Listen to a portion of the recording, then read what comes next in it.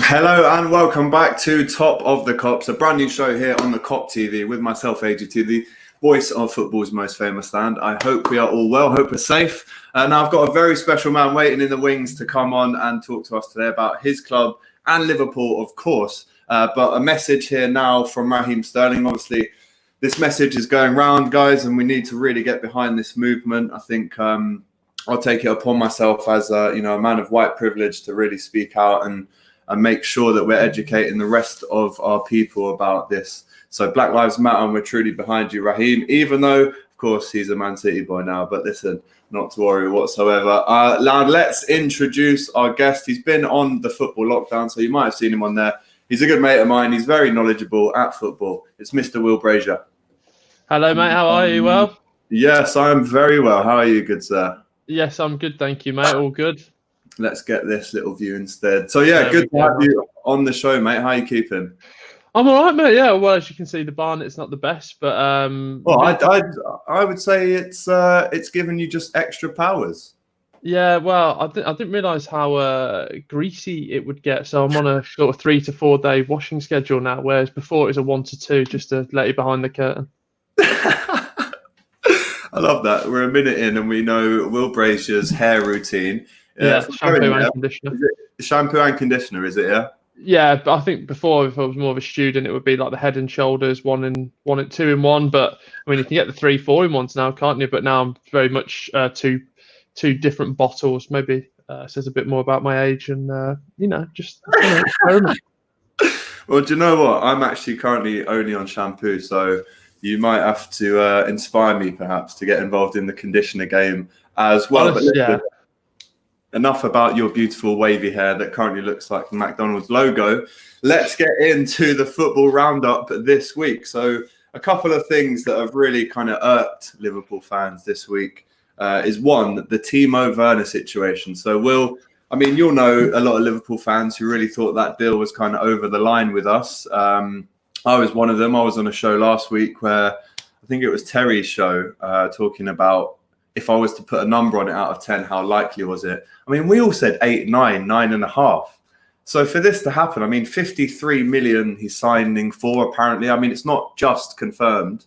There's still a couple of personal agreements there to go. But Will, why is he signing for Chelsea over Liverpool? Can we incite the Kop TV viewers? Well, for me, I think I was like you. I thought I knew it was going to happen for Liverpool, but taking a step back from it, I didn't know why it was going to happen because I don't know if you can let me have some more information, but I didn't feel he was obviously going to break into that front three. And with Frank Lampard so recently retiring, Jurgen Klopp's a fantastic manager. If I was talented, I'd love to play for him. But if you're Timo Werner, you've grown up watching Frank Lampard. He's got that sort of young, youthful movement going at Chelsea. He's guaranteed starter if we think over Tammy and Giroud and Batshuayi. So I think it's that first team place, that project that Frank sold him into, and well, they're not short of a few quid, even if they're in or out of Europe, are they? Well, yeah, I mean, they are not short of a few quid. I think from what I understand, I mean, David Maddox spoke about this when the kind of news broke. I mean, if we're looking at it like this, so I mean, Liverpool have probably now lost, and a lot of other big clubs will have lost from around 70 to 100 plus million on ticket sales, right? From not having fans coming through the door. That money, on top of the money that we may have lost from the TV deals, has kind of totaled to be quite a lot of money. And then when you add into the fact that we have to abide by the financial fair play as well, I think what the owners have done, even though in many cases, I mean, 53 million, that's a good deal for Werner. And I think it's just over his release clause, which I think was 47. But if you're looking at it as a Liverpool owner from a financial point of view, you're already going to lose a lot of money from like the reasons that I said. But also, you got to look at this. Clubs aren't going to be willing to take your players on because they might not have the money to. So you've got to think, instead of maybe getting rid of 4 or 5 to bring in 1, we might not actually be able to do that now. So I think the financial fair play comes into it. If we're all being honest with ourselves, Chelsea couldn't give a flying rat's behind about financial fair play. So they've dipped into the market. You mentioned there, Will, that he possibly couldn't break into that Liverpool front three. I would say he's actually the one we needed to kind of take that front three to an extra level and make it almost a front four. I mean, if he gets into the Chelsea team, does that mean the end for someone like an Abraham, who's obviously had such a great chance this season? Yeah, I think although he scored a lot of goals in the Championship and he has had a good season in the Premier League, I think for Chelsea and, well, Roman Abramovich's, Frank Lampard's expectations, he's got potential to fulfill. So he's not the finished article. But at the moment, I think they really want to be guaranteeing top four every season. And at the moment, you and Manchester City have got a real chance of just running it. Well, we could see back to the days of when it's just Manchester United and Arsenal. So this, with everything that's gone on as well, I think this pre-season coming up is a good chance for the teams just in behind to catch up. So, and Chelsea haven't had a transfer window for the last couple of seasons, for the last couple of windows as well. So they've saved a bit of money there. So I don't know. It's just the perfect storm for Werner to go in. Abraham, I don't know where. I worry for him now. I doubt they'd play two up top, would they? You what? Sorry. I doubt they'd play two up top, Werner and Abraham. No, when you think you've got what they've just bought Ziyech in, Pulisic's very young as well. Hudson-Odoi's got to come back, so I think he likes that central striker. So yeah, might be goodbye to Tammy Abraham. Potentially. Now let's talk about your team. So big Birmingham City fan. Yeah. Big smile on your face there straight away. So the Championship is coming back from the 20th of June. The first game sees Brentford travel to Fulham for a 12:30 kickoff. That will be some game. I'm not sure if that's going to be in Brentford Stadium or I don't know if you know, Will. Is that going to be in the old stadium? I don't know. Yeah, they've not said anything about where they're going to be playing yet at the moment. But in terms of games to be looking out for, I mean, obviously you're going to be looking at it in terms of the Blues, but you've got Leeds, West Brom, all fighting for automatic promotion. I mean, how excited are you to get what some would say the real football back? Well, I call it the best league in the world, and I stand by that just because you've got so many different things, and I think it's magnified by 100 because of it's do or die for some teams. Do you think when that playoff game is valued about, what, £100 million now for that? Yeah. For that one chance to play in the Premier League? I just think the emotions and what's on the line is just magnified a little bit more in the Championship. And it's still got a bit of that like grittiness and rawness of like, if I meet someone and they say I'm a Championship fan, you're like, that guy's a real football fan. And it's just we got a promotion race going on where the automatic players haven't decided.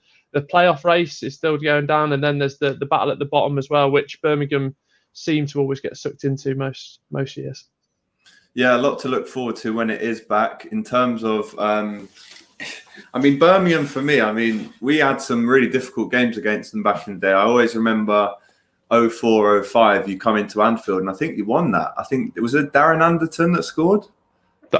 Darren Anderson, I read an article with him a couple of months ago, which sounds like the most boring 30 minutes of your life, but a very underrated character, a very underrated player. I think we only had him for a season, but he played really well.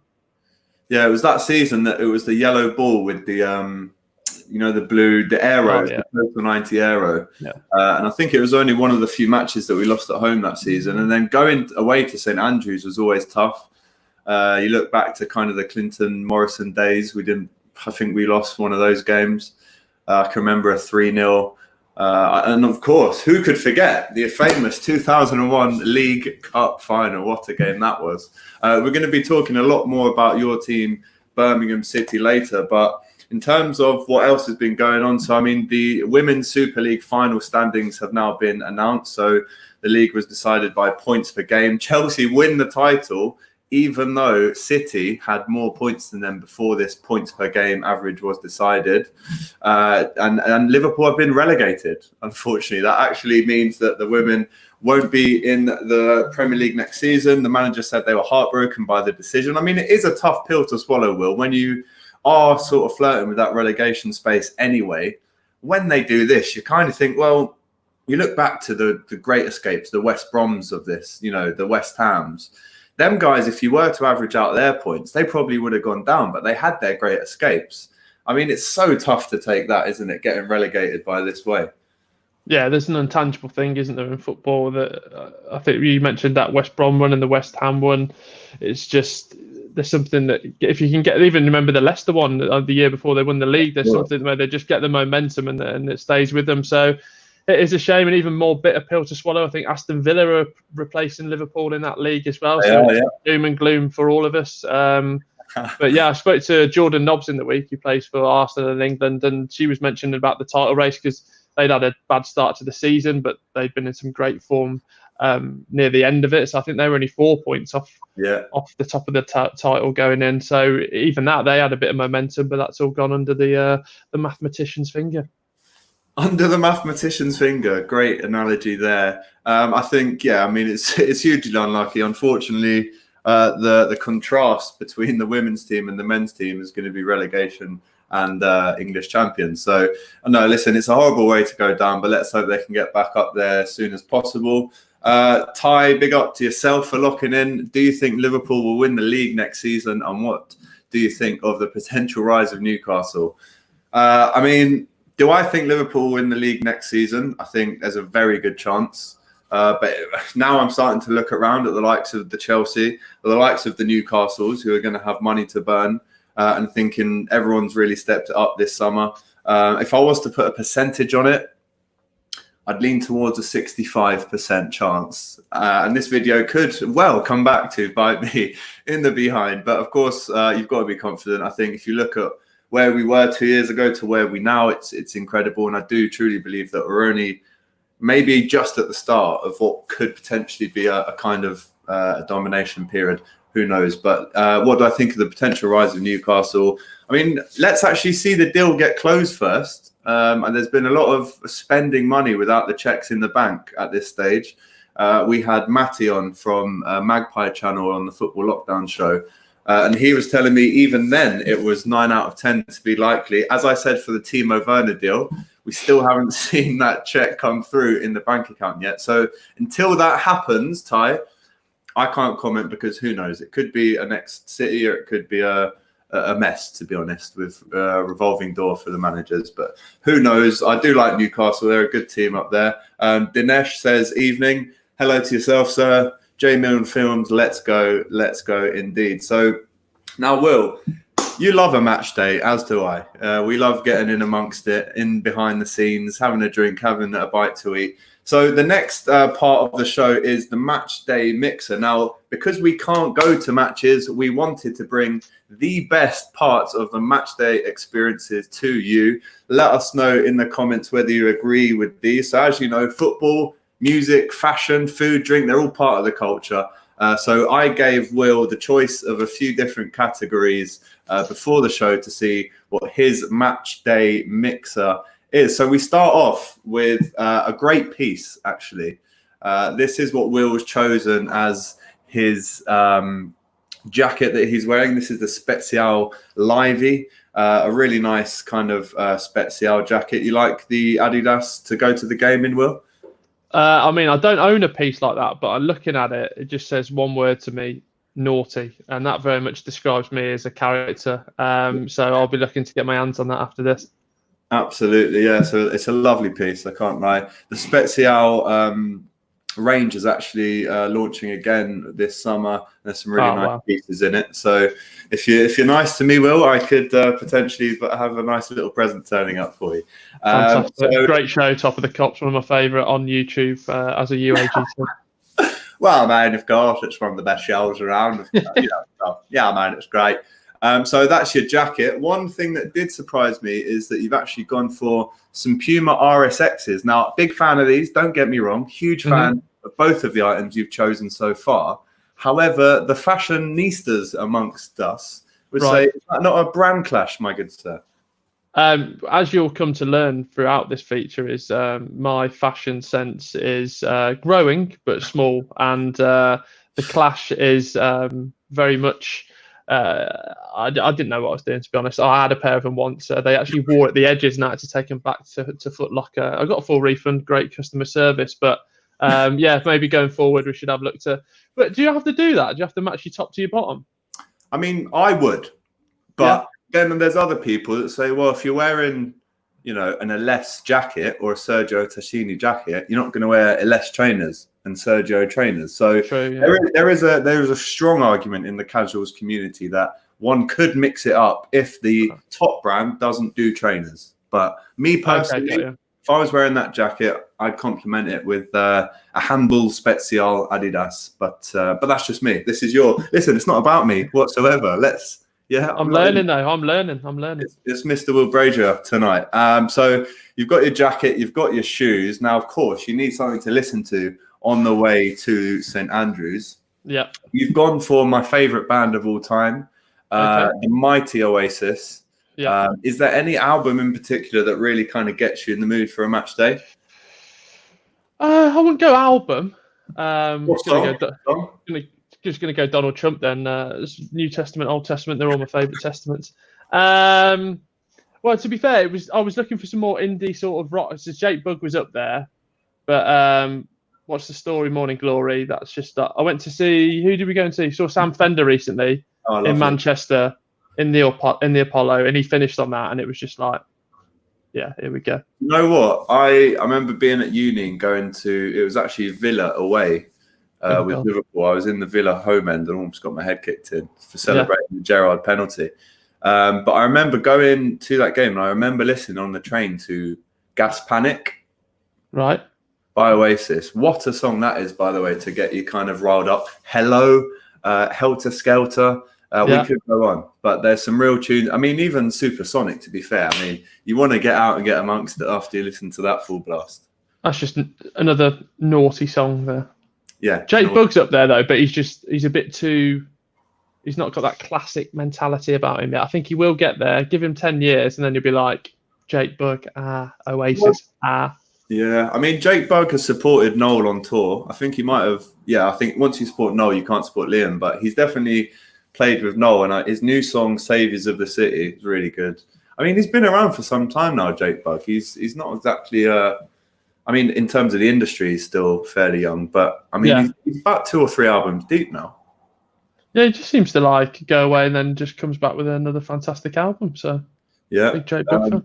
Yeah, he's from Nottingham. Big shout out to Clifton, the area that he's from. So right now, we've done your jacket, your trainers, what you're listening to. Of course, you need some food, don't you? You can't, you need to line the stomach. You've gone with the haircut that you're currently sporting, funnily enough. Which is the M for McDonald's. There you go. There's the M. Perfect. Absolutely spot on. I mean, McDonald's, mate. I mean, do you know what? I had a real craving for it for about 3 days. I finally ordered some yesterday, and I've got to say, poor. Yeah, well, it's the age-old thing of the expectations going in. You eat it, mixed in with the bad feeling of having fast foods, and then you're like, what have I done here? Yeah, I mean, it's never going to live up to expectations. I think unless you're either drunk or you're in the store and it's hot. I think a takeaway McDonald's. I mean, the chips soggy. I'm just a nugget man myself. 20 nuggets, bang them out, and then I'm done. 20 nuggets, but I mean, I had some nuggets. Are they chicken nuggets? I mean, what is that in there? Well, if you see the advert, that's the best of British. Mate, so I won't have anything against it. Exactly. Trust the adverts. Now, listen, of course, you need something to wash this all down with. I mean, come on. We're at a match day, for goodness sake. So, a long list. I mean, there's probably... I actually listed every kind of alcoholic / non-alcoholic refreshments / beverage / soft drink I could possibly think of. Yeah. Carver was in there. You didn't choose that. Secco, didn't choose that. Went straight for... The cider. Now I've gone for an old moat here, kiwi and lime. Is that your kind of thing? So you've absolutely thrown me under the bus there. I'm a Worcester lad. Next door to us, we've got Hereford. It's the home of the apple, home of the pear. It's the home of cider. I'm not touching any of that fruit rubbish. You can shove your Cockerbergs out the window. I'm talking a Hennies. I'm talking what we got. What have we been having recently? I love a Devon Red, a traditional cider. Leave your kiwi, leave your lime. Leave that at the door. I'm coming in for and you know what? If it's a match day, if it's a festival, maybe it's a Thatcher's, maybe it's a Strongbow, but I won't be touching any of that fruit stuff. No Magnas? I had I bought a load of Magners when I went to Glastonbury last year, and then when it's just got like when you see Magners now, and you just or like even if it was been in the freezer for 18 years, it was cold as anything, it would still be warm in my mouth. Okay, so yeah, I mean, I'm not a cider man myself, Will. I've got to admit, when I'm at the game, for me, especially if it's an early kickoff, it's definitely lager. But then, if it's a later kickoff, you'd look at a potential spice rum, a Disaronno. I don't know. These are the late kickoffs. These are the nighttime, under the lights. But in the daytime, you can't go wrong with a cider or a pint of lager. So glad to see what your Matchday Mixer was there. I'm a big fan of your choices. So yeah, thank you very much for getting involved with the Matchday Mixer. Thank you, mate. So now is another favourite part of my show. This is Who Would You Rather? So before I introduce this, this is where we give our guest a hypothetical situation involving his club and Liverpool, my club. So this week, it's a Would You Rather. It's a Birmingham-Liverpool special. And here are your potential strike partners. So what you've got to remember, Will, is you're picking your team. All of these fellas are in their prime. And I know we've got Jude in there. But let's just say, I mean, he's been on fire, hasn't he? So let's just say, that's Jude maybe in 2 years if he carries on with the same trajectory. But you've got Mr. Luis Suarez and Zigic. Yeah. I believe that is. You've got the Ballon d'Or winner, of course, the famous, the Michael Owen. And then you've got Christophe Dugarry. And then you've got Robbie Fowler and Jude Bellingham. So they're your options, Will. Now, what you've got to remember is you're picking this team to win a game. You want the best. You want the best partnership. So who are you going for, mate? And give me your reasons why, please. So you've got the lads there to choose from. See, I think if this was mixed around differently, I could very much... I want a Zigic and Owen partnership as your classic big man, little man. See, we did have Heskey at Birmingham after his spell at Liverpool. Yeah. And he sort of did that role with Clinton where he picked off the pace with Michael Owen. So this is for like a Liverpool star front three almost? I mean, it could be Liverpool, it could be Birmingham. It's, Suarez signs for Birmingham. That would be huge news. Owen, if Birmingham City offered Owen a pay-to-play deal, do you know what? He'd probably get in the gym and he'd probably take that. And he'd get 45 minutes a season. But he might get a goal. You never know. So exactly. He's a fox in the box, isn't he? So just to put my cards... What year would you say all the Birmingham strikers' primes were? So we'll start with Zigic. And we know Jude is now. So what about Zigic and Dugarry? Well, I don't know if Zigic ever had a prime, to be honest. And if he did, it was long past star sell-by date when he got there. 60 grand a week. He had a fantastic contract where he was on 60 grand a week. And then basically the last 2 years of his contract went up by 10 or 15% basically every year. So when we were in the championship, I think, allegedly, he was on 75 grand a week for the final year of his contract. Wow. And this is like 5-6 years ago as well. Christophe Dugarry, I think I think we had him in 2002. So I would have been 11 and just started to go to a lot of games. And especially like players that had come from abroad, I think that was still quite special back then. So you'd see the luscious long hair of Christophe. And he'd won a World Cup, for Christ's sake, and he was playing in Birmingham under Steve Bruce. So it's just like, and Michael Owen's a bit of a knob. So I will go for Suarez, Dugarry, and Robbie Fowler. I never got to witness him in his prime, and obviously I've not witnessed Jude in his prime. I'll go for Robbie Fowler, but Zigic, Owen. No, sorry, Suarez, Dugarry, Fowler. That is. And who's your central striker there? Is that Dugarry or is it Suarez or Fowler? Well, you probably know a bit more than me. I think Dugarry actually, because he's probably that sort of Firmino role where he's a Frenchman. He's not that selfish. He'll bring him more to play. He loves everyone, so bring in the rest. Cool. Yeah. No, I mean, you could play Fowler in off the right, cuts in on that left foot. You could obviously play Suarez anywhere across that three. But Dugarry makes the team over Ballon d'Or winner Michael Owen from 2001. So, yeah, listen, did he win a World Cup, though? No. Exactly. Dugarry trumps him on that one. Let us know in the comments what you would have picked. I mean, I had to go. Do you know how I actually came across these guys? I typed in legendary Birmingham City strikers. Was it tumbleweed come across there? We did have Trevor Francis, the first £1 million player, but I can't really talk about that because it was 24 years before my birth. I mean, was I harsh not putting in a Mikel Fussell, for example? Now, I tell you what, if he didn't have the injuries, he'd have been slightly better than he was. But he was a fox in the box. He was a poacher, but yeah, he was brilliant. I mean, I'm trying to think of some more. Obviously, Heskey was there. Clinton Morrison was there. DJ Campbell was there at one point, I think. We've had some. Yeah, we've had. Who we had? I'm trying to think. The year I had a season ticket, we had Mauro Zarate as well. Mauro Zarate, yeah. He was brilliant on the old free kicks. We had Christian Benitez, who's I think he passed away. Yeah, he passed away 5 years ago. Yeah, he was brilliant. Cameron Jerome, who scored a screamer down at Anfield the once. He did, at the Anfield Road end. Should have been saved because it actually landed in the middle of the goal. So yeah. It was a very powerful shot, but Reina should have saved that. But yeah, carry on. It was very slim pickings over the year. But even like with the likes of Jude, that's what you sort of.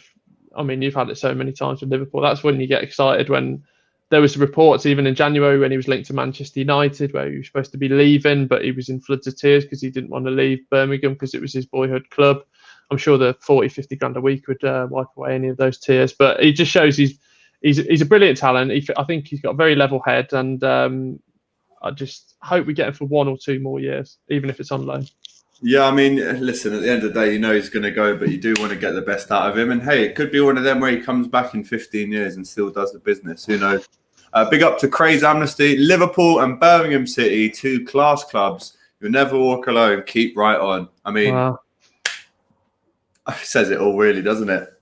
Couldn't have said it any better. Yourself, there, Craze.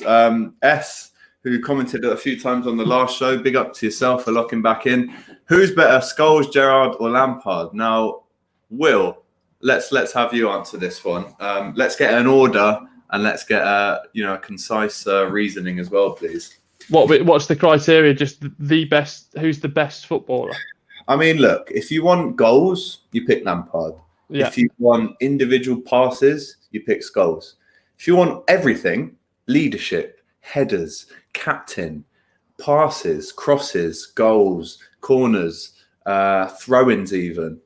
Then anyway, listen, it's your question, Will. It's your question, mate. I think let's go, who's the best footballer? I think Scholes number 1, just because of the sheer amount of players that played with him or against him that come out. And I know that you could apply that to the other 2 as well, but I'm going to go with Scholes, and as well because of the medals and trophies he's got in his locker. I am on the Kop TV, so I probably should go for. If we go football ability, I don't know, but can I do a joint bottom? You what? Sorry. Have you answered this question a lot? Do you reckon? I don't know. On the football social, we tend to get like a lot of repeats, but if I'm in social corner, I just tend to weed them out a little bit. I'd go Scholes, Gerrard, Lampard. Okay, I mean, yeah. You are on the Kop TV. So that's all from Will Brazier.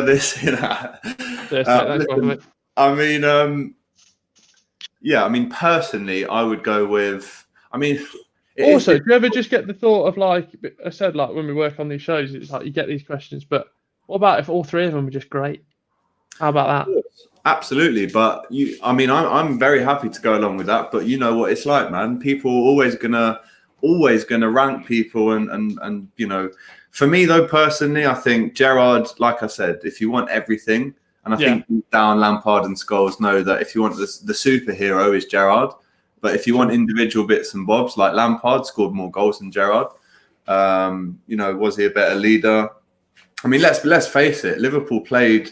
Gerrard played in Liverpool teams that really, for some seasons, he carried on his back, and they were woeful. I've done so much kind of research from Premier League years during this period, and some games you think, wow, that was incredible, but then we finished 8th in the season or something like that, and you think, if Gerrard was playing in this team, I just don't think the stars aligned enough for his career in terms of, if realistically, if Klopp looked after Gerrard, what they would have achieved together, who knows? But yeah, that's the Scholes Gerrard Lampard debate finally finished here on the Kop TV. Aidan Andrews, best player to never win a trophy. I think we're still talking about Gerrard. I mean, this is the Kop TV, guys. So one of our best ever players. So let's build him up instead of breaking him down.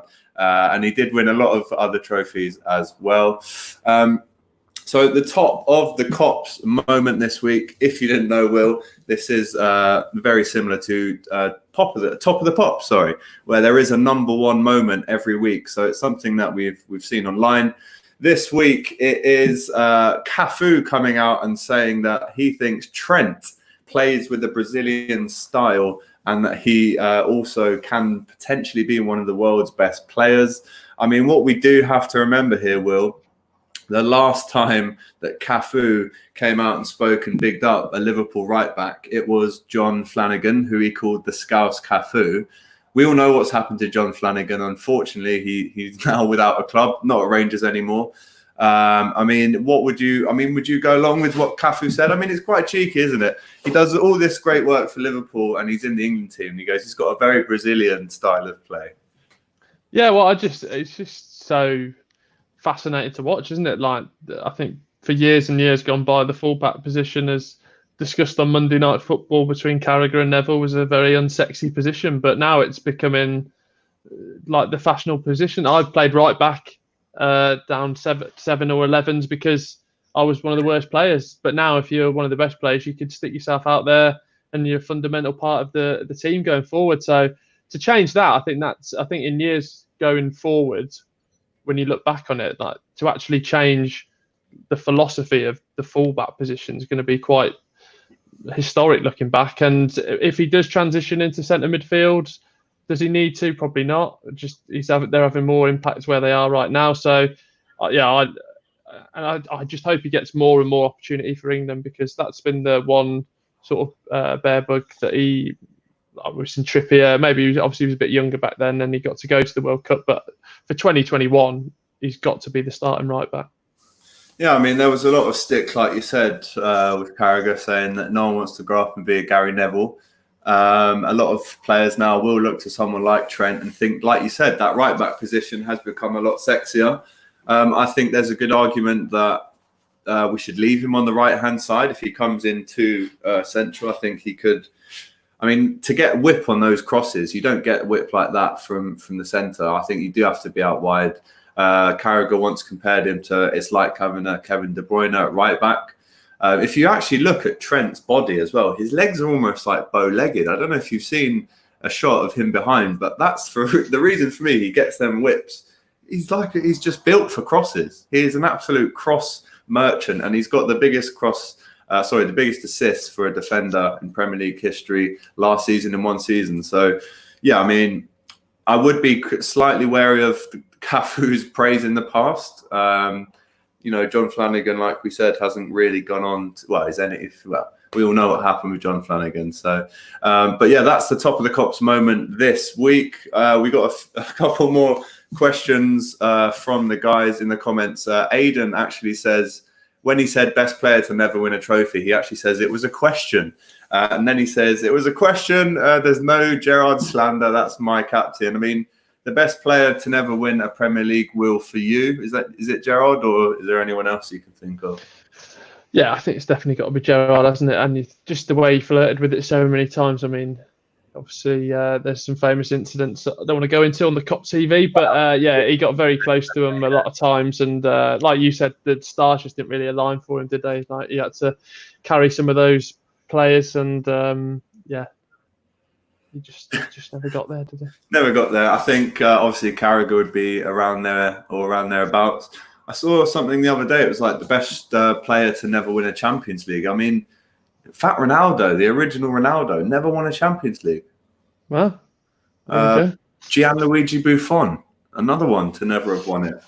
Let us know in the comments whether you've got any more. Big up to Indra, who says Klopp is the best signing for LFC. Hats off to FSG. There's actually been a lot of disappointing FSG out shouts. Now, let's not forget, when FSG took over the club in October 2010, we were on the brink of going into administration as a football club, right? And that reflected our performances on the pitch. We had Roy Hodgson. We had Christian Poulsen holding down that central midfield berth. We had a young Milan Jovanovic pushed out on the left-hand side. We had an aging Joe Cole.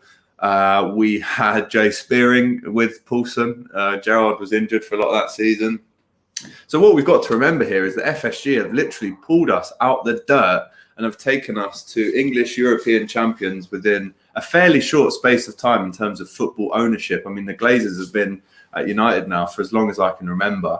And, you know, what impact they've made on the team is up for a debate. But, yeah, I mean, I'd have to agree that Klopp is the best signing for FSG. It was definitely a shame to miss out on Werner. I think that was pretty much in the bank, like we were mentioning earlier. It hasn't quite come through. But you have to still put your trust into Klopp. I mean, Will, if you were a Liverpool fan, just try and put yourself in my shoes for a minute and you see someone saying FSG out because we didn't get Werner. I mean, that's a little bit harsh, isn't it? Yeah, massively. And it's you don't know what you got till it's gone as well. When we used to have Brady, Sullivan and Gold at the club, but they were characters and still are to this day. And a lot of West Ham fans don't want them at the club. But for Birmingham at the time, in hindsight, they were probably just about right. They were sort of sensible, but you did have a bit of, you know, that crazy spell where you could bring in someone like Christophe Dugarry and the owners that we've had since. And like you said, you've gone from, I think the best thing that they did is they said, right, we're the businessmen and let's bring in Jurgen Klopp, who's one of the ultimate football men, to run that side of it. So I know he's not just a traditional manager. Obviously, they've changed everything at that club from top to bottom, and he's been given the leeway by the owners to do that, which is a very simple thing to do, but also not very simple to do if think people with money sometimes aren't the smartest people in the world, not the cleverest people in the world. So for them to do that, give Klopp the reins, and they've been proven right, haven't they? Yeah, I mean, FSG for me, definitely miles. I mean, it's not even a question about comparing them to Gillette and Hicks. What a disaster that was. FSG really seemed to get it. Indra says, fans forget we had Hodgson as a manager and we lost to Northampton in a cup game. I remember this game, and I know I was just taking the piss out of him, but that was Milan Jovanovic's only goal for Liverpool, was at home in the cup. And we actually lost this game on penalties, and there's a picture, I think, of the lads all, you know, in the penalty, halfway line, all, you know, geeing each other up. And some of the faces, I mean, you've got Sotirios Kyriakos took a penalty that night. Wow. David Ngo, like I said, Spearing was there. Danny Pacheco. Oh, God. There were some real names. So, yeah, I mean, fans do forget that. I think when you're going through such a great time like we are now, I mean, it wasn't that long ago that we were losing at home to Northampton. What a horrible game that was. Roberto Baggio also didn't win the Champions League. What a player. Tiny bit before my time, Mr. Baggio. Good player, though, from what I hear. Liam Roach, has AGT got a tan? Do you know what? I think it's the glare from the light that is bouncing onto something and hitting my face. Do I have a tan? Absolutely not, Liam. You know me, mate. As Irish as you are, Liam. So there's no way you're getting a tan either, my son. Indra says, yes, mate, never forget that game. Thank you very much for getting involved. So, Will, in terms of what you've got coming up, mate, obviously you're one of the best in the business at the minute in terms of sport presenters. I can say that. You laugh, but it's a fact. You're definitely up there, mate. In terms of the rest of the year, jobs coming in, what can we expect to see you on? So we've got the Football Social coming back within the coming weeks. Just waiting to find out how that's going to look, but that'll be great fun to get that back underway. Where will you be filming that, mate? Well, they did a trial run, the lads did, for the Bundesliga, so they did it at home. But I think as things loosen, it'll just be see if we can get back in the studios to do that. They're pretty big studios if we need to socially distance. But that'll be great fun just to interact with the lads again, and obviously see what different players we get on each week. What else got coming up? Been doing a lot of sport stuff, so been doing quite a few interviews from home, which has been quite just interesting, really, speaking to different people from different sports. Booting up the old YouTube channel again in the coming weeks. Love that, mate. Going to get that going again. Stuff with 5 Live, and then I work for a company called Social Chain, and you get very different and wonderful things coming in. So I've got an interview with Beefy the golfer next week for Puma Golf.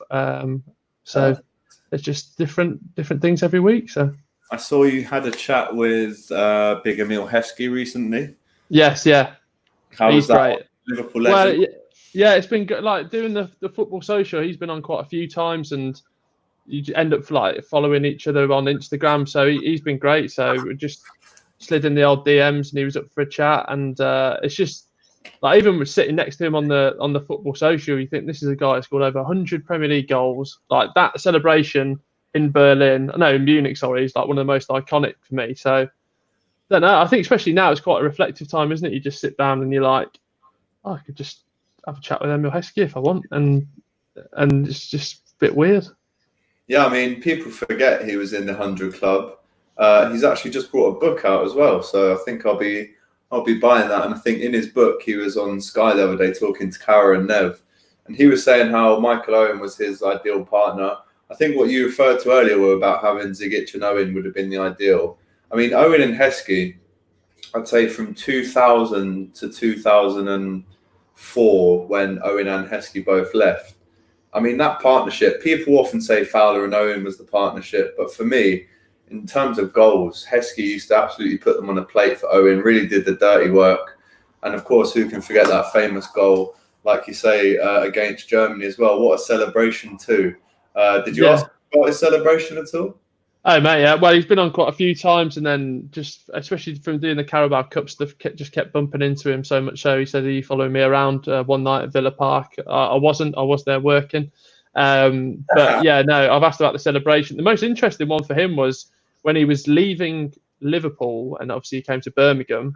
He wasn't in his prime, but he was still a world-class striker.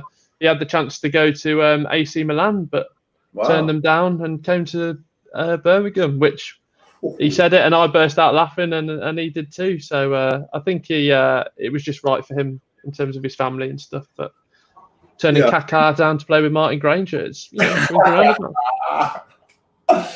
And I mean, how weird would this have been, right? So if he did go to Milan in the summer of 2004, he would have played against Liverpool in the Champions League of 2005. I mean, if they had Big Emil on the night. I mean, listen, forget Shevchenko for a minute. Forget Crespo, right? Inzaghi, all the lads. Big Emil on, they're not losing that game. Well, the thing with Heskey is as well, he probably goes into it in his book as well, but you speak to him about his philosophy as a striker, and he just says he wasn't not asked about scoring, but he got more joy in assisting people. And how rare is that for a world-class striker just to be that unselfish? And I think that's why he got the best out of all the people he played with. Yeah, I think he had a really good connection with Rooney as well when Rooney was coming through at England. Obviously, he went to the 2010 World Cup. I mean, I think he assisted the first goal we scored in that tournament with Gerrard against USA. That was just sort of renaissance as well, because you think he'd been out of the picture for a while, sort of became not a laughing stock, but people took him for granted, I think. And Hello really liked him, didn't he? Yeah, he came in, did a job. He was unselfish, and I know it's the biggest cliche of them all, but it is a team game, and he brought in the better players around him. Absolutely. Stephen says, disappointed about Werner though. Why would we even embarrass ourselves by only willing to pay 30 odd million for him? We scouted him 2 years right up to last week. Doesn't make sense. I mean, I'm the same as you, Steve, mate. I think it is slightly embarrassing to be so heavily linked with a player to the point where people are mocking up photoshops of Klopp and Werner having a Zoom call. I mean, when it gets to that stage, you're kind of thinking, right, well, I'll get Werner number 11 on the shirt next year, or Werner numbered whatever number he would have been. We were looking at that kind of stage. I'm not sure about willing to pay only 30 mil. I think we would have matched the release clause if it got to that stage, but obviously it hasn't. What I would say, Stephen, is though, of course, it is a little bit embarrassing, but listen, if we start winning every game again and we win the league, I think that would certainly be out of our thoughts going into the new season. And listen, it happens. Chelsea have got more money, so they can afford to just. And I think he was after 200 grand a week. So you've got to pick your battles, and I just think in the end, financially, it just didn't happen. Also, when do you think it becomes? We've seen with Chelsea many moons, well, even to this day, where they bought up all the talent and sent it on loan. Liverpool have got a world-class academy. We've seen that with the performances this season in the different cup competitions. if you keep Mane, Salah, Firmino for another year, is that when you can start bedding in the likes of Harvey Elliott, to Ryan Brewster's as well, and really see the fruits of the academy? You know what? We did a top 5 video on the Kop TV a few weeks back, and it was top 5 academy players still playing at Liverpool. And the number 1 was obviously Trent. I think the number 2 was Nico Williams. Then it was Ryan Brewster, Curtis Jones, and someone else. But Harvey Elliott didn't actually make that top 5. Couple of reasons. I think, I mean, the kid is literally, if he's not still 16, I think he's only just turned 17. I mean, I've been to a lot of the League Cup and FA Cup games this season, Will, and I just haven't seen enough from him yet, Harvey. Yeah. He hit the bar against the MK Dons in the first round, and we're all thinking he's got to score now and push on. But I'd love to see a goal or an assist from him. I think there was an element of letting him off because he's quite young, but I've seen him in the League Cup against Arsenal. He came off as a sub. Listen, I am being very critical, but like you said, Will, to get into that top 3, you have to be. I have to be super critical of these players if they're going to try and match, the likes of Mane, Salah and Firmino. I think Curtis Jones is definitely going to come in as like Lallana's replacement. I think Lallana will probably go to Leicester, it looks like. But the Ryan Brewsters of the world, I mean, that kid is a born goal scorer. If he doesn't score goals for us, it will be for someone else, I'm sure. I mean, his kind of youth England pedigree is unreal. He's the player of the tournament, most goals at the Under-17 World Cup.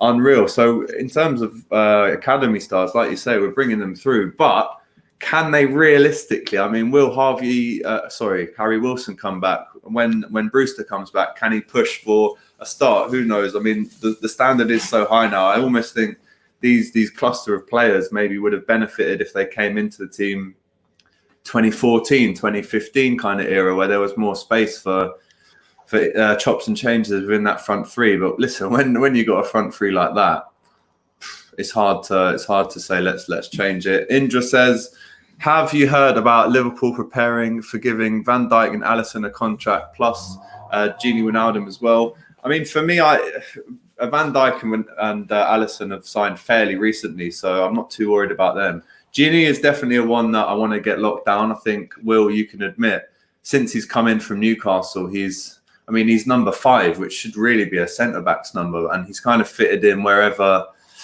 Klopp has asked him to. But what a player, and I think for me, definitely is a priority for pinning him down for a new contract.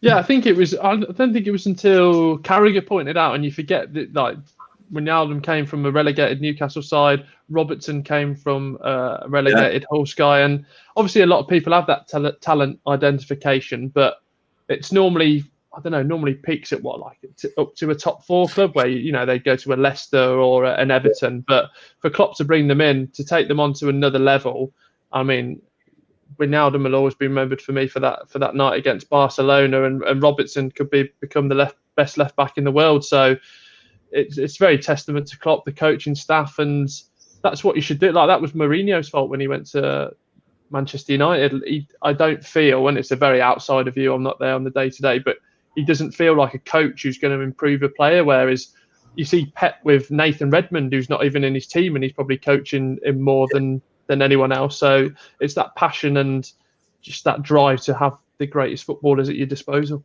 Yeah, I think Wijnaldum, for me, has to get a new deal. Some of the goals, I mean, he's only scored 18 goals for Liverpool. Listen, he was never a goal scorer, but he did score, I think, 4 goals in one game for Newcastle. He always struggled with away goals, but I think it took him a little time to settle in. But what a player, so important for us. Scores some great goals, complete workhorse, goes unnoticed a lot of the time. And I'd love to see him get a new contract. Stephen says, I agree, lads, about the wages. It's too much. My only concern is if Mane or Salah take a knock, we are forced to play academy kids. That's when the standard of the quality drops and we could be in trouble. So, I mean, everyone goes on about Mane, Salah and Firmino if any of them get injured. You'd have to say we've dealt with it well this season. They've all dipped in and out of form at kind of perfect time. So when Mane's down, Salah's up. When Salah's down, Firmino's up, and vice versa. So, of course, if one of them goes, we're going to miss that. What I would say is if we don't get Werner, I still think, Will, if you're Liverpool, you've missed out on your number 1 target. Bidding and having the interest in him shows that you were looking for a player in that striker area anyway. if you don't get Werner, do you think Liverpool now have to and are forced to go into the market and potentially spend more on someone they might not even want? Because they did want Werner. I think if Liverpool 100% truly wanted Timo Werner, he would be signing for Liverpool this summer. I think if they wanted him, there's no reason why you wouldn't go to the Premier League champions. Maybe it is that sort of that gateway of that front three. But I mean, we mentioned here forced to play the academy kids, but you look at the impact Divock Origi, Shaqiri have had on that Liverpool side. They kick on another level. That's a Shaqiri coming from a relegated Stoke side, a Divock Origi who I forgot it was even playing for Liverpool 2 seasons ago. I think he was on loan at Wolfsburg, wasn't he? Yeah. Again, it's testament to Klopp. He gets these players, builds them up. You've got 2 11s at the moment when stuff, and well, you got 3 11s if you include the League Cup 11. So these are let me tell you, as a Birmingham City fan, these are fantastic problems to have. That you've got 3 11s. You've just missed out on Timo Werner, but you've got Mane, Salah, and Firmino. Please, when you go to sleep tonight, just realise you're on the verge of winning the Premier League title. You've got the Champions League in the bag. Yeah. Everything is fine. Enjoy it. Take life in. Well, do you know what? I'd love to end the show on that note. It's been an absolute pleasure having you on today, Will. Always great value when we get you on. Just so people know, if they don't know already, it's at Will Brazier on all socials. Yeah, mate, at Twitter and Instagram, and then you probably see me popping up on Sport doing little bits and bobs. There you go. Look out for Will. He's a top man and a future star in the making as well, if not a star already. So yeah, massive thanks for coming on, mate. I hope to see you soon. And listen, we'll be back next Tuesday with another edition of Top of the Kops. Like, share, comment, subscribe, and also hit the notifications bell to never miss out on a show. We've got Chris from the Red Men TV on next week. So it should be a really good one, and we're really looking forward to it. Big up to Indra. He says, great show, mate. Boss Stephen says, nice one, lads. That's it from me and Will. You never walk alone. All the best. Oh, and there we go.